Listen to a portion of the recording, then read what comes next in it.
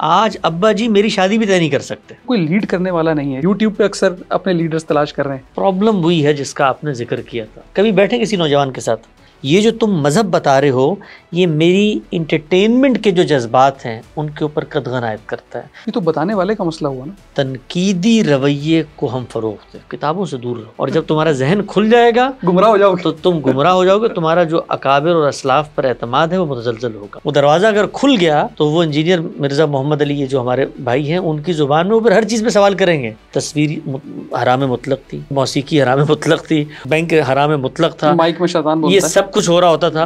یار اگر یہ خدا کا دین ہے نا, اس کا مطلب اس میں کوئی جان نہیں. مذہب نہیں, سیاست, معاشرت, کلچر, ہر جگہ پر اسی سوچ کو لے کر جوڈیشری چلی گئی جناب شیخ سے, حکومت چلی گئی مسلمانوں سے, فیصلہ دینے کی نفسیات نہیں نکلتی. حرام حلال جائز ناجائز ورڈکٹ ہم نے اپنی نسلوں کو دیوبندی بریلوی وہابی اور یہ رکھنا ہے, اور ان کے ہاتھ سے دین ریت کی طرح سے رکھتا ہوا جا رہا. وہاں پر یہ چیز گالی نہیں ہے بچے کے لیے. ڈگری حاصل نہیں کرو گے تو ریڑھی لگاؤ گے. سب سے بڑے قومی میثاق کی ایسے توہین ہو سکتی ہے تو میں کیوں سگنل پہ رکوں, میں کیوں پھر رشوت کے بغیر کام کروں. اس کو چلنے دو یار, اس کے اندر لوگوں کو آنے دو, جمہور کو یہ فیصلہ کرنے کا حق دو.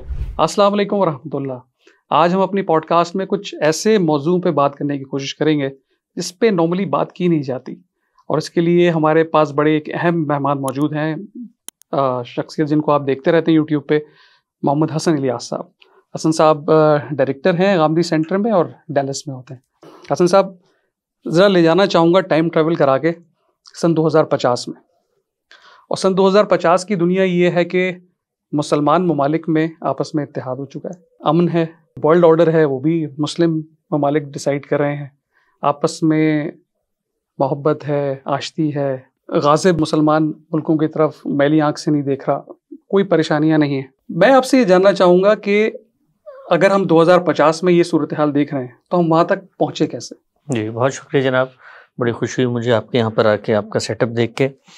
ہم مسلمانوں کو 1000 سال تک یہ غلبہ حاصل رہا جس کو آپ 2050 میں دوبارہ حاصل کرنے کی کوشش کرنا چاہتے ہیں. یہ ہمیں حاصل کیسے ہوا تھا؟ اگر ہم ریورس انجینئرنگ کے اصول پر جائیں اور جو کچھ ہمیں حاصل تھا ہم اس کو دوبارہ حاصل کرنا چاہتے ہیں تو اس کو ہمیں دیکھنا پڑے گا کہ ملا کیسے تھا. یہ ہمیں اپنی کسی کوشش, اپنی کسی کاوش, اپنی کسی جدوجہد, محنت صحیح اس کے نتیجے میں نہیں ملا تھا. یہ ہمارے ایک پیغمبر کے ساتھ اللہ تعالیٰ نے وعدہ کیا تھا کہ تم دنیا میں آؤ, میرا پیغام پہنچاؤ, تو تمہارے نہ ماننے والوں پر ماننے والوں کو میں غلبہ دے دوں گا. اور وہ غلبہ ملنے کے بعد جو ورلڈ آرڈر تھا اس زمانے میں کہ آپ کے پاس طاقت ہے تو آپ حملہ کر کے, غلبہ حاصل کر کے, تسلط قائم کر کے ایکسپینشن چاہتے ہیں. مسلمانوں نے اس اصول پر ایکسپینشن چاہی اور کرتے کرتے کرتے 1000 سال تک حکومت کی. 17ویں صدی وہ نقطہ ہے جہاں سے مسلمانوں کی جو عالمی سلطنت تھی اس کا زوال شروع ہوا. یہ معاملہ جن لوگوں نے ختم کیا وہ دنیا کے فاتح بن گئے. وہ 5 طاقتیں ہیں اس وقت, اقوام متحدہ ان کی وجود پذیر کردہ ایک ادارہ ہے. انہوں نے دوسری جنگ عظیم میں فتح کے بعد دنیا میں اپنی حاکمیت قائم کی ہے. یہ جن ملکوں کا آپ نے نام لیا کہ 50 جو ہمارے ممالک ہیں, 50 سے زائد, یہ 2050 میں دوبارہ سے دنیا کے اوپر غالب آ جائیں تو سب سے پہلا سوال جو اپنے آپ سے پوچھنے کا ہے وہ یہ کہ یہ 50 ممالک وجود پذیر کیسے ہوئے ہیں؟ یہ 50 ممالک ان عالمی قوتوں اور دوسرے جنگ عظیم کے فاتحین نے لکیریں کھینچ کے وجود پذیر کی ہیں.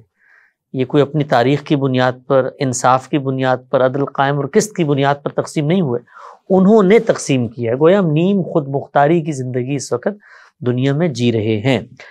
ہم اس نیم خود مختاری سے نکل کے دوبارہ عالمی طاقت بننا چاہتے ہیں. جب آپ خواہش کا اظہار کریں گے تو وہ آپ کی جھولی میں لا کر نہیں فتح کا پیالہ رکھ دیں گے. وہ تو عالمی قوتیں ہیں, عالمی طاقتیں ہیں, ورلڈ آرڈر کو چلا رہے ہیں. وہ تو آپ کو آپ کے ملکوں کے اندر پر مارنے کی اجازت نہیں دیتے. جب آپ اس بات کا اعلان کریں کہ ہم نیم خود مختار نہیں ہیں اور ہمیں غلامی سے آزادی چاہیے تو پھر آپ کو بتاتے ہیں کہ تمہاری کیا حیثیت ہے. آپ بننا چاہتے ہیں تو آپ بن جائیے. اس وقت تو صورتحال یہ ہے کہ ان قوتوں کی باجگزاری میں $1 ارب کی بھیک مانگنے کے لیے کاسہ گدائی لے کے آپ کے وزرائے اعظم پوری دنیا میں پھرتے ہیں اور ان کی آشیرواد سے آپ کے ملکوں کے نظام چلتے ہیں. تو خواب ضرور دیکھیے, یہ قوم خواب ہی دیکھ رہی ہے.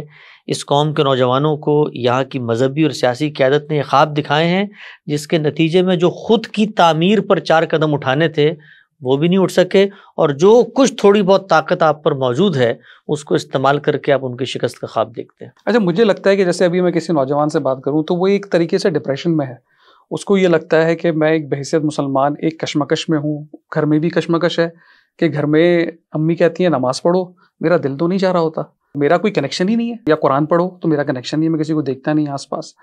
اور دوسری چیز ہے کہ جب عالمی سطح پر میں دیکھتا ہوں تو یہ دیکھ رہا ہوں کہ مسلمان استحصال کا شکار ہیں، مسلمان پٹ رہے ہیں، مغلوب ہوں، میں اس کمیونٹی کا حصہ ہوں جو کہ مغلوب ہے۔ جب ہم 2050 میں موجود ہیں تو ہم نے وہ کیا چیزیں ترک کی، کیا چیزیں اپنائیں جس کی وجہ سے ہم وہاں تک پہنچ سکے؟ پہلا راستہ یہ ہے کہ حقیقت کو پہچانیں، اور حقیقت یہ ہے کہ ہم شکست کھا چکے ہیں۔ جب آپ اس کو پہچانیں گے نا تو داخلی تعمیر کی طرف نگاہ ہوگی۔ مثال کے طور پہ 2 ملکوں کی میں آپ کو مثال دیتا ہوں، وہاں بھی مسلمان بستے ہیں، پاکستان سے باہر بھی مسلمان ہیں۔ پاکستان کے مسلمانوں کو یہ بات سوچنی چاہیے کہ صرف یہ دنیا، یہ اسلام، یہ سب پاکستان کے ارد گرد نہیں، اس سے باہر بھی ہیں۔ 1.25 ارب کے قریب مسلمان ہیں دنیا کے اندر۔ ملیشیا ایک اس کی مثال ہے، ترکی ایک اس کی مثال ہے، ہم خود رہے ہیں ان ملکوں کے اندر۔ اس وقت بڑے جو عالمی طاقتیں وہاں پر مسلمان آباد ہیں۔ تو یہ جو طاقت آپ حاصل کرنا چاہتے ہیں، اس حاصل کرنے کا مقصد کیا ہے؟ دنیا کے اوپر برتری، دنیا کے اوپر غلبہ۔ وہ جو کچھ آپ کو حاصل کرنا ہے موجودہ دور نے وہ امکانات پیدا کر دیے کہ ان کے ملک میں بیٹھ کے وہ آپ حاصل کر سکتے ہیں، اپنے ملکوں میں بیٹھ کے حاصل کر سکتے ہیں۔ مثلا ملیشیا نے اپنے اوپر توجہ دی۔ اس وقت جو ملیشیا کا مسلمان ہے وہ اس ڈپریشن کا شکار نہیں جو پاکستان کا مسلمان ہے۔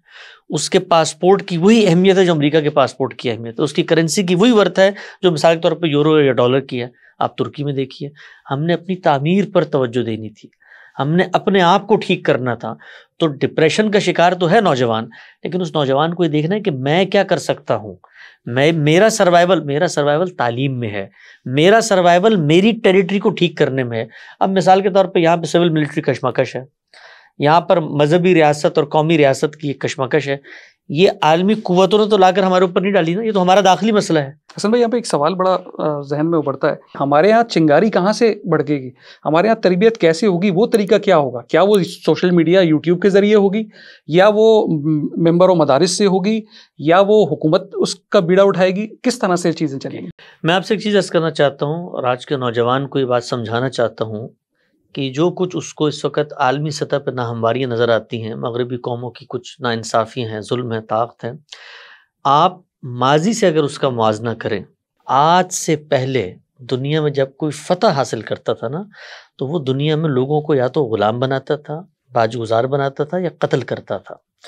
یہ خدا کا فضل ہے، یہ خدا کا کرم ہے کہ خود ان طاقتوں کو اندر یہ شعور بیدار ہوا کہ اپنی تہذیب نفس کریں۔ لہٰذا 1928 کے بعد خود انہوں نے مل کر یہ بات طے کی ہے کہ قبضہ کر کے بھی کسی ملک پر اپنی حکومت نہیں قائم کر سکتے۔ آپ یہ دیکھیے، آج بھی امریکہ ہو یا مثال کے طور پر باقی عالمی طاقتیں ہوں، ان کو باہر کیف حملہ کرنے کے بعد بھی جانا پڑتا ہے۔ آج بھی وہ کہیں حملہ کریں تو ان سے پرسش ہو سکتی ہے، بات چیت ہو سکتی ہے کہ جی آپ نے بنیادی انسانی حقوق کا خیال نہیں رکھا۔ دیکھیں قانون کی حکمرانی کی بات، تاریخ انسانی میں کبھی کسی متغلب سے یہ سوال کرنے کی بھی ضرورت نہیں ہوتی تھی۔ تو یہ خدا کا فضل ہے کہ ہم یہاں پہنچے ہیں۔ اس سے آگے بڑھ کے ان فاتحین نے اگر ہمیں جینے کی ضمانت دی ہے تو ہمیں اپنے ملکوں میں نیم خود مختاری حاصل ہے بھائی۔ ہم یہاں پر اپنی تعلیم و تربیت پہ توجہ دیں، ایسی قیادت کو حکومت میں لے کر آئیں جو اپنے ملکوں کے بارے میں سوچے۔ عالمی سطح کا جو خواب ہم دیکھتے ہیں وہ شرمندہ تعبیر ہو چکا ہے، اس نوسٹیلجیا کو انجوائے کریں۔ 1000 سال ہم نے حکومت کی اور جیسے ہم نے کی ہے وہ بھی دنیا کے سامنے، اگر اس کے اندر کوئی اچھی مثالیں ہیں تو اس کو تاریخ اور ادب اور اورینٹل اسٹڈیز کے لٹریچر کے طور پہ بچوں کو پڑھائیں کہ جی ہم لوگ اتنے اچھے ہوا کرتے تھے۔ اور اس وقت جو طاقتیں موجود ہیں اس فرق کو بھی سمجھیں کہ انہوں نے ہمیں موقع دیا ہے۔ مطلب ملیشیا میں، ترکی میں، باقی اسلامی ممالک میں جو مڈل ایسٹ میں آپ کو نظر آتے ہیں انہوں نے اپنی تعمیر کی ہے، ان عالمی قوتوں نے وہاں غربت کے خاتمے میں ان کو روکا ہو، ان عالمی قوتوں نے تعلیم کے فروغ میں ان کو وہاں پہ روکا ہو۔ جس چیز سے وہ روکتے ہیں وہ ہے سیاسی غلبہ۔ آپ ہمارے مقابلے میں نہ آئیں۔ تو آپ مقابلے میں آنا چاہتے ہیں اور صورتحال یہ ہے کہ جنگ لڑنے کے لیے 12 دن کا پیٹرول نہیں ہے آپ کے پاس۔ اچھا، ایک اور جو مسئلہ اس وقت ہے ہمارے پاکستانی بچوں کا، اور میرا خیال ہے بالعموم اور مسلمان بچوں کا بھی، ایک ڈپریشن کی صورتحال نظر آتی ہے۔ ابھی جو ڈپریشن کے نمبرز آتے ہیں اس میں بھی یہ چیزیں آ رہی ہوتی ہیں۔ مسلمان کو سکھایا جاتا ہے پہلی چیز کہ مایوسی گناہ ہے، مایوسی سے آپ کو بچنا ہے۔ اس کے لیے کوئی سوشل میڈیا کا راستہ مل گیا ہے ان کو. آپ کو لگتا ہے کہ یہاں پر ایک بڑا مسئلہ مسلمانوں کے اور پاکستان کے تناظر میں بچوں کی لیڈرشپ کا بھی مسئلہ ہے کہ ان کو کوئی لیڈ کرنے والا نہیں ہے, اسی لیے وہ آپ نے دیکھا ہوگا کہ وہ یوٹیوب پہ اکثر اپنے لیڈرز تلاش کر رہے ہیں. بالکل صحیح بات ہے, یہ بات بالکل صحیح ہے. پاکستان کے اندر مجھے یہ کرائسس نظر آتا ہے, اس کی وجہ ہے, دیکھیے ہم لوگ جس وقت یہاں پہ انگریز آئے ہیں تو اس کے بعد ایک تہذیبی رپچر ہوا. ہماری ایک ہسٹری تھی, تاریخ تھی, ہماری اپنی ہیرو شپ تھی, ہمارا لٹریچر تھا, ہمارا ادب تھا. ہم اس کو اون کر کے اس تہذیبی روایت کو اگلی نسلوں میں منتقل کرتے تھے. اس سے اعلیٰ سطح کی زبان وجود میں آتی تھی.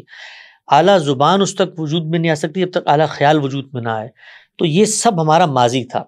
انگریز جب یہاں پر آئے ہیں تو اس کے بعد ہم نے مزاحمت کی, رد عمل میں لڑائی کی, ان سے فتح کی, ایک کوشش کی. اس کے نتیجے میں ہمارا تہذیبی رپچر ہوا ہے. خود ہماری تاریخ, ہمارے آبا کی روایت, ہمارے ہیرو شپ, ان سے ہم کٹے ہیں.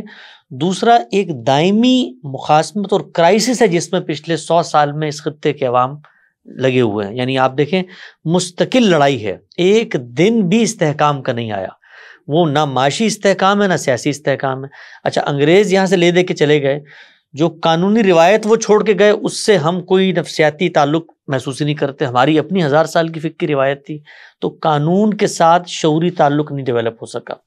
پھر چونکہ مزاحمت مخاصمت کی نفسیات بن چکی تھی تو قانون کی حکمرانی اور قانون کے آگے سرنڈر کرنا, یہ جو اس وقت آپ کو کراچی کے اندر مثال کے طور پہ سگنل کو توڑتے ہوئے ایک شخص کے اندر جرأت نظر آتی ہے, یہ ایک دن پیدا نہیں ہوتی. آپ تصور کر سکتے ہیں مغربی ملک کے کسی میں کہ کوئی شخص اس طرح اعتماد کے ساتھ سگنل توڑ کے چلا جائے. یہاں سے باہر جاتے ہیں وہ بھی یہ نہیں کام کرتے, وہ نہیں کرتے. اس طرح اعتماد سے قطار توڑ کے آ جائے, اس طرح اعتماد سے سڑک پہ کچرا پھینکتے نہیں.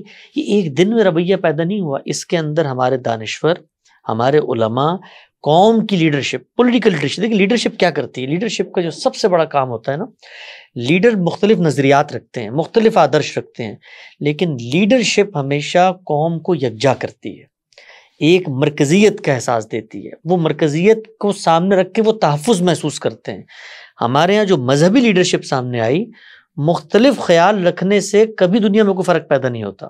ہر فکر, ہر فن کے اندر مختلف الخیال لوگ پیدا ہوتے ہیں, علماء میں بھی اختلاف ہوتا ہے, لیکن جس چیز کو وحدت بننا چاہیے تھا ہماری قوم میں, وہ ہماری دینی شناخت ہے, وہ اسلام کی شناخت ہے.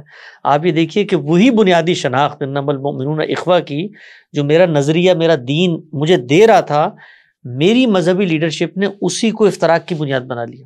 یعنی جس سے جوڑنا تھا اسی کو ہم نے توڑنے کا باعث بن گیا. آپ دیکھیں مطلب بریلوی ہیں, دیوبندی ہیں, شیعہ ہیں, یہ باقی سنی ہیں, وہابی, سارے فرقے, یہ سب نقطہ نظر قائم رکھے جا سکتے ہیں اگر میرا عالم مجھے یہ پیغام دے کہ دیکھو یہ میرا دیکھنے کا زاویہ نظر ہے, یہ اس کا دیکھنے کا زاویہ نظر ہے, یہ میری بنائے استدلال ہے, یہ اس کی بنائے, وہ میرا بھائی ہے, وہ تمہارا بھائی ہے, وہ اس ملت کا اثاثہ ہے, ہم نے مل کے اس دھرتی میں رہنا. ہمارے یہاں کے بات کبھی آپ نے یہاں سے شروع ہوتے ہوئے دیکھی؟ ہمارے یہاں بات شروع کہاں سے ہوتی ہے؟ یہ مختلف بات کر رہا ہے تو یہ مغرب کا ایجنٹ. لیکن لوگ پہچان نہیں گئے, لوگ اب لوگوں کو پتہ ہے, اور قرآن کی آیت ہے واعتصموا بحبل اللہ. اب اگر یہ لوگ کب تک کی لوگوں کو اس طرح فرقوں میں بانٹ کے رکھیں گے؟ بس یہ نوجوان جو آج کا ہے وہ ہر چیز کو دیکھ رہا ہے, وہ سمجھ رہا ہے کہ ہر کسی نے اپنی اپنی ایک دکان بنائی ہوئی ہے, یہ ایک طریقے سے بزنس بن گیا. بلکہ بعض اوقات تو یوٹیوب پہ بھی ایسا لگتا ہے کہ جیسے اپنے اپنے بزنسز ہیں اور ویوز اور ریٹنگ سے لے کام ہو رہا ہوتا ہے. تو یہ کیا آپ کو لگتا نہیں کہ ایک نوجوان آج کا جو ایک گلوبل پرسپیکٹو اس کے سامنے ہے, وہ اتنا ہوشیار ہے, وہ دیکھ رہا ہے کہ یہ زیادہ عرصے چلے گی نہیں چلے گی. بالکل ایسے ہی ہے. دیکھیے یہ جو کچھ ہمارے سماج میں ہوتا رہا ہے پچھلے 100 سالوں میں, سیاست کے اندر بھی اور مذہب کے معاملات میں بھی, اس وقت دنیا کی سطح پہ سوشل میڈیا کا ریولوشن ہو, معلومات تک رسائی ہو, دنیا کے ورلڈ آرڈر کو طلبہ کو سمجھنے کی بات ہو, معاشی امکانات, یہ سب چیزیں اتنی تشتز بام ہو چکی ہیں اس وقت. یہ ایج آف فریڈم ہے, ایج آف لبرٹی ہے, ایج آف فیتھ گزر گیا. ایک دور تھا جس دور میں بادشاہ طے کرتے تھے کہ مملکت کا مذہب کیا ہوگا. آج ابا جی میری شادی بھی طے نہیں کر سکتے, اتنا فرق آ چکا ہے اسی کلچر کے اندر. اس کلچر میں ہمارے علماء جو جنگ لڑ رہے ہیں وہ یہ ہے کہ ہم نے اپنی نسلوں کو دیوبندی, بریلوی, وہابی اور یہ رکھنا ہے, اور ان کے ہاتھ سے دین ریت کی طرح سے رکھتا ہوا جا رہا. تو اس میں کرنے کا کیا کام ہے؟ کرنے کا یہ کام ہے کہ ہم اس بات کا شعور اپنے اندر بیدار کریں کہ اگر ہم نے کسی نظریے کو دوسرے تک کمیونیکیٹ کرنا ہے, ایک ہی ذریعہ ہے اور وہ ہے استدلال. آرگومنٹیشن. استدلال کا معاملہ یہ ہوتا ہے کہ جب آپ استدلال کرنے بیٹھتے ہیں نا تو آپ کو یہ طے کرنا ہوتا ہے کہ میں غلط بھی ہو سکتا ہوں, میں ریوائز کروں گا اپنے آپ کو. اس وقت آپ کو جو نوجوان مذہب سے دور نظر آتے ہیں, کبھی بیٹھیں کسی نوجوان کے ساتھ, اس سے پوچھیں, ہمارا پورا دن نوجوانوں سے انٹریکشن رہتا ہے, ہم خود ایک مذہب کی تعبیر پیش کرتے ہیں, کیا پرابلم ہے؟ 3 پرابلمز وہ بتاتے ہیں. وہ کہتے ہیں دیکھو جو تم مذہب بتا رہے ہو نا, یہ میری عملی زندگی کے ساتھ افادیت کا کوئی تعلق نہیں رکھتا. یہ جو تم مذہب بتا رہے ہو یہ میری انٹرٹینمنٹ کے جو جذبات ہیں ان کے اوپر قدغن عائد کرتا ہے. یہ جو تم مذہب بتا رہے ہو یہ عالمی امن کے لیے خطرہ ہے. یہ تو بتانے والے کا مسئلہ ہوا نا. یہ تو بتانے والے کا مسئلہ ہے, لیکن جس کو آپ بتا رہے ہیں وہ اس کو کیوں قبول نہیں کر رہا, اس وجہ سے قبول نہیں کر رہا. تو اب جو بتانے والے ہیں میں ان سے مخاطب ہوں, چونکہ میں خود بتانے والا ہوں. اگر ہم نے اپنی نسلوں کو اس دین پر قائم رکھنا ہے تو ہمیں اسلام اور اسلام کا تھاٹ, انڈرسٹینڈنگ, ان 2 چیزوں کو الگ کرنا. صاحب بڑی اہم بات آپ نے کی. تو یہ راستہ کیا ہوگا؟ مقصد آپ نے جیسے لیڈرشپ کا کہا, تو اس وقت کرنے کا کام کیا ہے؟ کیا ہمیں کریکولم میں ایسی تبدیلی لانی ہوگی؟ اپنے وے آف ٹیچنگ کو بدلنا پڑے گا؟ جو ہمارے چاہے اسکول ہو, مدارس, وہاں پہ کسی کو سوال کی اجازت نہیں ہے, اس کو بدلنا پڑے گا. لوگوں کو ذہن کھولنا پڑے گا, کیونکہ ہمارا مذہب تو کسی سے ڈرتا نہیں ہے. ہم کیوں اتنے ڈرنے لگے ہیں؟ مذہب تو اوپن چیلنج کرتا ہے, آیتوں کو کہتا ہے کہ کوئی ایک آیت لا کے دکھاؤ, اور ہم جو ہے وہ اتنا ڈر گئے کہ اپنے آپ کو ہم نے بند کر لیا, نہ سائنس کے سامنے بھی بے بس ہو گئے. جی, اس دور میں ہم نے بالکل ہاتھ پیر چھوڑ دیا. اس کی وجہ ہے نا کہ ہم اپنی اس تہذیبی روایت سے بھی منقطع ہو گئے. ایک کام آپ نے کہا کرنے کا کیا کام ہے, ایک کام, وہ ایک کام یہ ہے کہ اپنی سوسائٹی میں تنقیدی رویے کو ہم فروغ دیں. دیکھیے جو تنقید ہے نا, تنقید برداشت کے ساتھ, برداشت کے تنقید کا مطلب, ہمارے یہاں تنقید کا مطلب ایک اتنا منفی تاثر میں, تنقید علم میں آگے بڑھنے کا واحد راستہ ہے. دیکھیے تنقید کا مطلب یہ ہوتا ہے کہ جو کچھ میں مانتا ہوں میں نے کرٹیکلی اس کو ایویلیویٹ کرنا ہے, اور جو کچھ آپ کہہ رہے ہیں اگر میں اس کو ایکسیپٹ کر رہا ہوں تو اس کی ریشنل, اس کے میرٹ کی بنیاد ریزننگ پہ کام کر رہا ہوں.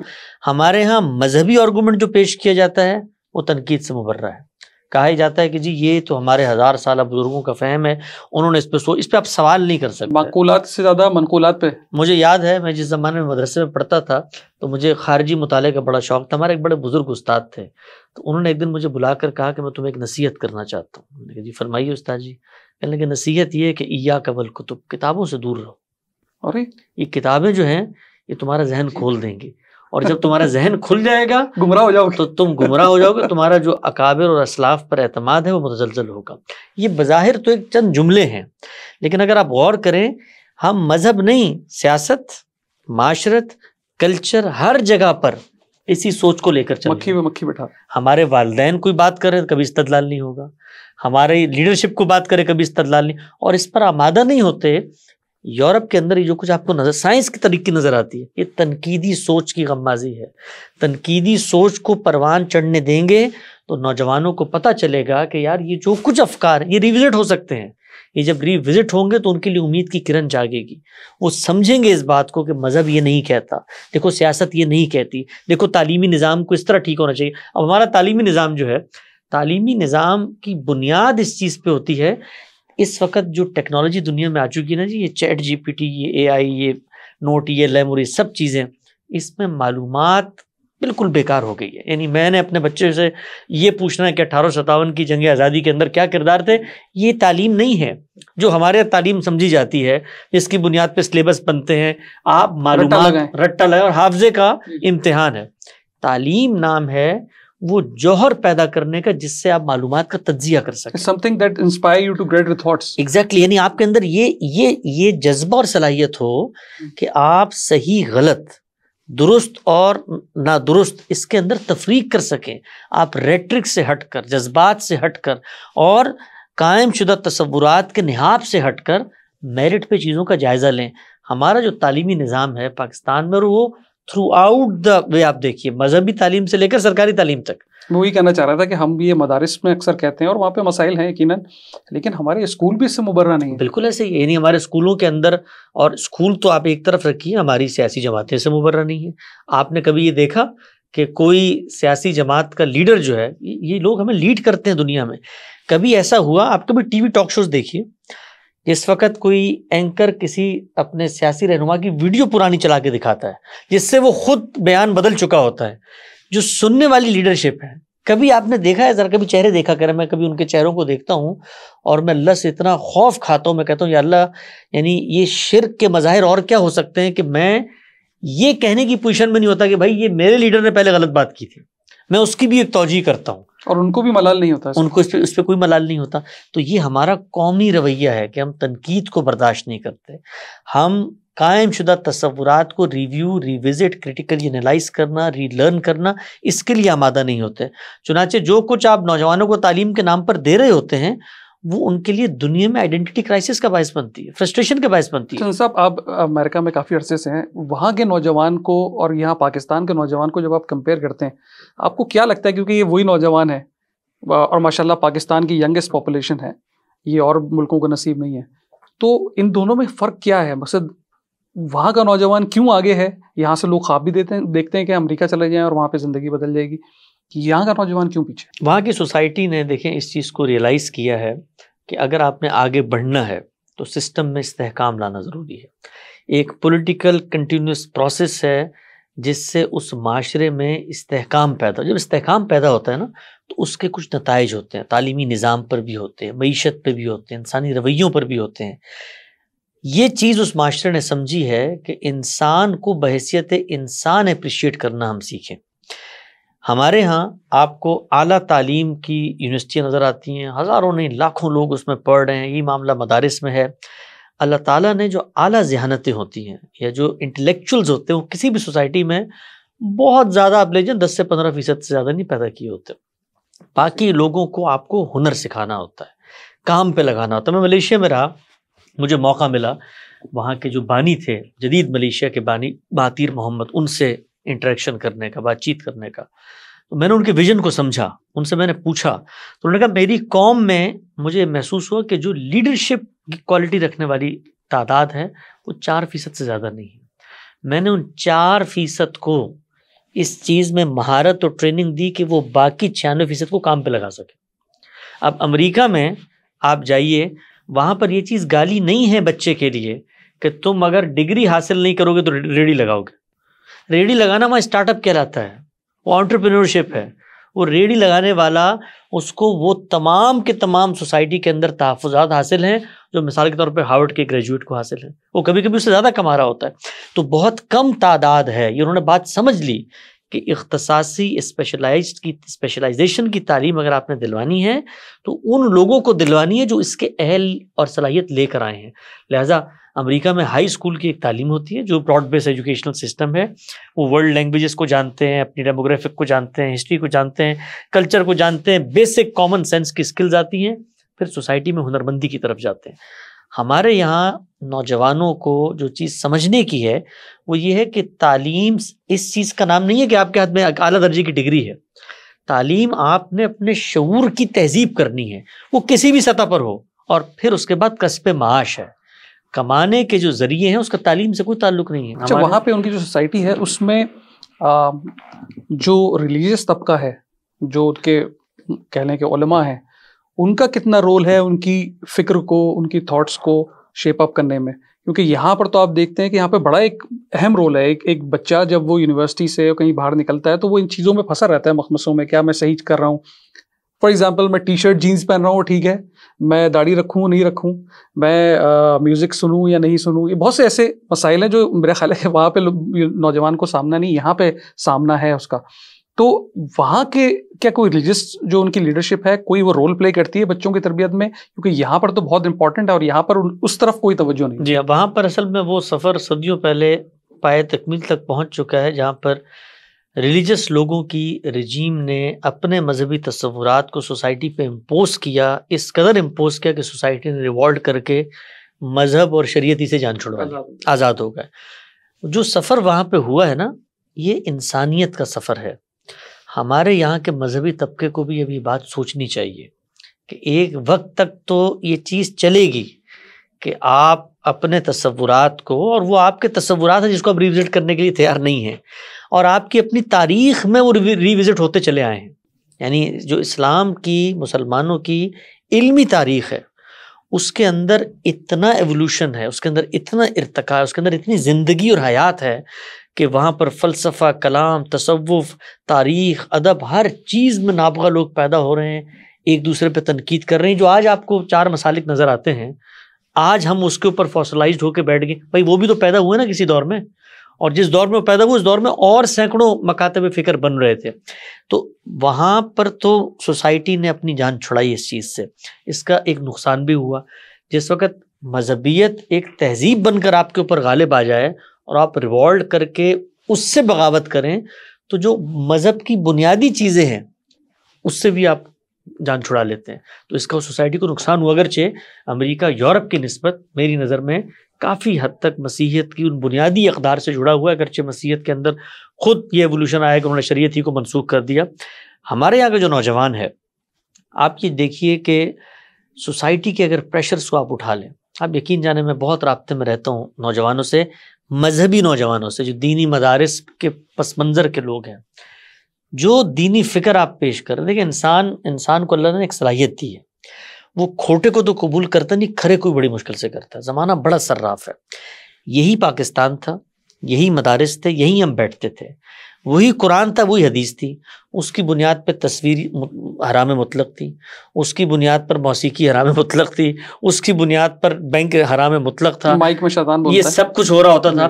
لیکن زمانے کا جبر آپ دیکھیے کہ ان سب چیزوں کو آپ کو تسلیم کرنا پڑا۔ تسلیم کیا؟ علماء کے بیانات آتے ہیں، اس سے آگے بڑھ کے جو ماشاءاللہ کیمرے کے ساتھ ان کی محبت کا اظہار ہوتا ہے، لگتا ہے کہ محرومی ہے 300 سال کی کہ کیمرہ ہی نہیں ہٹتا۔ یہ سب چیزیں نوجوان، اس کا ایک غیر محسوس اثر ہوتا ہے۔ وہ غیر محسوس اثر پتہ ہے کیا ہے؟ نوجوان یہ سوچتا ہے کہ یار اگر یہ خدا کا دین ہے نا، جو ان کے مجبوریوں سے اور خارجی تاثرات اور پریشر سے تبدیل ہو جاتا ہے، اس کا مطلب اس میں کوئی جان نہیں ہے۔ پھر میں اپنا ایک ورلڈ آرڈر دیتا ہوں، پھر وہ مغربی تہذیب نے جو دنیا کے اندر جینے کا ایک پورا کا پورا نظریہ دیا ہے، وہ اس کی طرف بڑھتا ہے۔ آپ مشرق میں دیکھیں، مغرب میں دیکھیں، صورتحال یہی ہے۔ تو جو چیز سیکھنے کی ہے، ان ملکوں سے سیکھنے کی ہے اس وقت، وہ یہ ہے کہ سوسائٹی میں مذہبی لوگ اپنا رول پہچانیں۔ پرابلم وہی ہے جس کا آپ نے ذکر کیا تھا، مذہبی لوگ بھی عالمی سطح کے غلبے کا خواب دیکھ رہے ہیں۔ 1000 سال تک خود پاور شیئرنگ کے فارمولے میں وہ رہے، ان کو اسلامی حکومتوں نے قضات کا منصب دے دیا تھا، جوڈیشری کا وہ حصہ بنے رہے۔ اب جب آپ جوڈیشری کا حصہ بنے رہتے ہیں تو آپ فیصلے دیتے ہیں۔ تو جوڈیشری چلی گئی جناب شیخ سے، حکومت چلی گئی مسلمانوں سے، لیکن فیصلہ دینے کی نفسیات نہیں نکل سکی۔ آج بھی آپ دیکھیں، جب آپ کسی مذہبی عالم سے بات کرتے ہیں نا، تو وہ حرام، حلال، جائز، ناجائز، ورڈکٹ، تم راسخ العقیدہ ہو نہیں ہو، گستاخ، اس نفسیات میں ہے۔ اس لیے کہ 1000 سال میں وہ نفسیات اس کی بنی ہے۔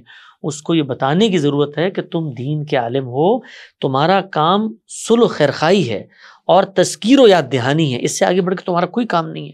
یہاں کے اپنے داخل کے اندر بیٹھے ہوئے کچھ اقتدار کے حریص گروہوں کی خواہشات ہیں، جنہوں نے اس ملک میں استحکام کو پیدا نہیں ہونے دیا۔ وہ آتے ہیں، یہ نظام، یہ خطہ، یہ ملک جو بن چکا تھا، جیسے بنا، جو پس منظر تھا بن چکا، اب بننے کے بعد اس کو چلنے دو یار، اس کے اندر لوگوں کو آنے دو، جمہور کو یہ فیصلہ کرنے کا حق دو۔ فیصلہ کرنے کا حق جمہور کے پاس ہوگا تو وہ ان سے پوچھیں گے، اختیار تمہارے پاس ہوتا ہے، پوچھتے وہ ان سے ہیں، ملک کوئی اور چلا رہا ہے، یہاں پر طاقت کا سرچشمہ کوئی اور ہے، دستور وہاں پڑا ہوا ہے۔ ایک مذاق ہے ہمارے ملک کے اندر قانون کی سربلندی کے، جب ہم مظاہر دیکھتے ہیں جس طرح یہ طاقت کے مراکز ان کو استعمال کرتے ہیں، تو لوگوں کا سوسائٹی سے اعتماد اٹھ جاتا ہے۔ لوگ کہتے ہیں کہ اگر میرے ملک کے اندر سب سے بڑے قومی میثاق کی ایسے توہین ہو سکتی ہے تو میں کیوں سگنل پہ رکوں، میں کیوں پھر رشوت کے بغیر کام کروں؟ تو یہ ٹرکل ڈاؤن ایفیکٹ ہوتا ہے۔ تو ہم سب کو یہ موقع ہے کہ ہم اگر اپنے ملک کو آگے بڑھانا چاہتے ہیں، ہر کوئی اپنی سطح پہ، ایک استاد اپنی سطح پہ، دانشور اپنی سطح پہ، عالم، فقیہ، فلسفی، جرنل، پولیٹیشین اپنی اپنی سطح پر دیکھیں ہمارا معاشرہ جس کرائسس کا شکار ہے، اس سے ایک شخص نہیں نکال سکتا۔ ایک اجتماعی وزڈم ہے، اجتماعی کوشش ہے، جس کے نتیجے میں ہم کم سے کم وہاں پہنچ جائیں جہاں ملیشیا اور ترکی پہنچا۔ یہ بہت اہم بات کی آپ نے۔ اچھا، غلطی کی جو اصلاح ہے وہ تو اس وقت ہوگی جب آپ مانیں گے کہ آپ نے کوئی غلطی کی ہے۔ کیا اب بھی کوئی ایسا نہیں کہ آگے بڑھ کے تسلیم کرے کہ ہاں ہم سے یہ غلطی ہوئی؟ ہم اس وقت پر اگر آپ کو صحیح بتاتے اب ہم سے غلطی ہوئی لیکن اب ہم آگے بڑھتے ہیں، اگر وہ غلطی مان لیں، نہیں میں بتا دوں، اگر وہ غلطی مان لیں تو جن لوگوں کو انہوں نے یہ یقین دلایا ہوا ہے کہ ہم 100% درست ہیں، مستند ہے میرا فرمایا ہوا، مستند ہے میرا فرمایا ہوا، تو آپ کو یہ ماننا پڑے گا آپ انسانی جگہ پہ کھڑے ہوئے ہیں، اور پھر یہ بھی ماننا پڑے گا کہ آج جو کچھ آپ کہہ رہے ہیں اس پر بھی کرٹیسزم ہو۔ وہ دروازہ نہیں کھولنا چاہتے، وہ دروازہ اگر کھل گیا تو وہ انجینئر مرزا محمد علی، یہ جو ہمارے بھائی ہیں، ان کی زبان میں وہ پھر ہر چیز پہ سوال کریں گے، وہ پوچھیں گے پھر یہ تمہارے باپ جو ہیں یہ کیسے، یعنی وہ دروازہ بند رکھنا ہے۔ اس دروازے کا ڈھکن اگر کھل گیا تو ہر سوال اٹھے گا، تو پھر وہی نصیحت مجھے میرے استاد کی یاد آتی، یا کول کتب، کتابوں سے دور رہو، کیونکہ کتابوں کے قریب جاؤ گے تو ہر بارے میں تم سوال کرو گے، اور سوال کرو گے تو جواب دینے پڑیں گے ہمیں۔ تو اب معاملہ یہ ہے کہ یہ سوال 100 سال پہلے آپ کرتے، جواب نہ ملتا، دنیا چل رہی تھی، آپ کے خوف سے بھی چل رہی تھی اور میری خاموشی سے بھی چل رہی تھی۔ اس دور میں، جس دور کے اندر میں آپ سے عرض کر رہا ہوں کہ آپ خود آپ نے 70s 80s یہاں پہ دیکھا ہوگا، اس مملکت، اس خطے میں شادی کے فیصلے والدین کرتے تھے، آپ کو یاد ہوگا، اٹھ کے گئے وہی فیصلہ کر کے آ گئے، میں تو ماموں سی بیٹی۔ آج آپ سوچ سکتے ہیں کہ وہی فیصلہ کر سکیں؟ جب میری شادی کا فیصلہ وہ نہیں کر سکتے تو میرے نظریات، میرے آدرش، میرے لائے عمل اور میرے افکار کے بارے میں کوئی ورڈکٹ دے سکتے ہیں؟ کوئی عالم نہیں دے سکتا۔ یہ صرف اور صرف آپ دیکھیے اس وقت آپ کی جتنی انٹیلیجنشیا، ہم بیٹھتے ہیں ان کے ساتھ، وہ مذہب کو نہیں مانتی، وہ الہاد کے اوپر کھڑی ہوئی ہے، وہ صرف سوشل پریشر ہے جس میں وہ کہتے ہیں یار ابھی مریں گے، نماز جنازہ ہوگا، نکاح طلاق ہوتے ہیں، مولویوں کی خدمات لینی پڑتی ہے، سوسائٹی میں ایلین بن کے مانتے نہیں ہمیں مذہب کو۔ تو یہ جیسے ہی یہ نوجوان جو باہر جاتے ہیں یہاں سے، جب خوف اٹھ جاتا ہے، ہم وہاں رہتے ہیں امریکہ میں، ان لوگوں کے ساتھ انٹریکٹ کرتے ہیں جن کے پریشرز نہیں ہیں، آپ ذرا کبھی جائیے ان سے ملیں، وہ مذہب کا جو خوف اس ملک میں ان کے اوپر ہے نا، وہ اٹھ کے ختم ہو چکا ہے۔ تو ہم نے اپنی نسلوں کو مذہب سے اگر جوڑنا ہے تو مذہبی تھاٹ کو ڈیلی بیسس پر، تھاٹ کو، اللہ کا دین اس جگہ پہ کھڑا ہوا ہے، وہ پرنسپلز دیتا ہے، ان پرنسپل کو میں سمجھتا ہوں تو غلطی کرتا ہوں، تو جو نئے تھاٹ سوسائٹی میں آ رہے ہیں ان کی بنیاد پہ ایویلیویٹ کریں۔ اس کا ایک نتیجہ نکلے گا، وہ یہ کہ پھر آپ کا فرقہ قائم نہیں رہ سکتا، پھر آپ کا جتھا اور گروہ اور مسلکی تعصب، کیونکہ پھر آپ طالب علم بنیں گے، اور طالب علم چیزوں کو ریویو ریوائز کرتا ہے، پھر آپ شیخ اور عالم نہیں بن سکیں گے جو کچھ آپ کو سوسائٹی میں نظر آتے ہیں۔ بڑی اہم بات آپ نے کی، کیونکہ دیکھیں ہم لوگ جیسے ابھی پہلے ٹیلی ویژن میں کام کرتے تھے، اب ڈیجیٹل میڈیا ہے، اسی طریقے سے اس سے پہلے اخبار ہوا کرتے تھے، تو آپ کو ہر دور کے مطابق اپنے تقاضوں کو، اپنے آپ کو ہم آہنگ کرنا پڑتا ہے، سیکھنا پڑتا ہے کہ بھئی اب نئے ٹرکس آف ٹریڈ کیا ہیں، کس طرح سے آگے بڑھیں۔ یہ جو جمود ہے میرا خیال ہے وہ جو آپ یہ کہہ رہے ہیں، یہ پھر اور زیادہ عرصے رہ بھی نہیں پائے گا۔